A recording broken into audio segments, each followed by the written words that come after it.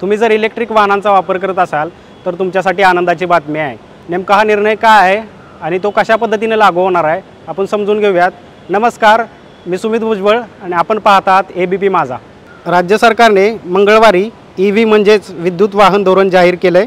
या धोरणानुसार इलेक्ट्रिक वाहनांना टोल माफीचा निर्णय घेण्यात आला आहे। समृद्धी महामार्ग, मुंबई पुणे एक्सप्रेस हायवे, मुंबईतील अटल सेतू या ठिकाणी विद्युत वाहनांना टोल माफी मिळणार असल्याचं परिवहन मंत्री प्रताप सरनाईक यांनी पत्रकार परिषदेत सांगितले। अन्य राज्य व राष्ट्रीय महामार्गांवरील टोल नाक्यांवर 4 चाकी विद्युत वाहनांना 50% सवलत देण्यात येणार आहे। याबाबतचा निर्णय लवकरच लागू केला जाणार असून त्यावरही टोल माफी लागू होईल। राज्य सरकारच्या या ईव्ही धोरणामुळे विद्युत वाहनांचा वापर व उत्पादन वाढवण्यात येणार आहे।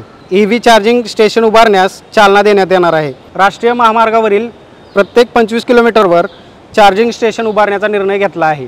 तुम्हाला हा व्हिडिओ कसा वाटला आम्हाला नक्की कळवा आणि पाहत रहा एबीपी माझा।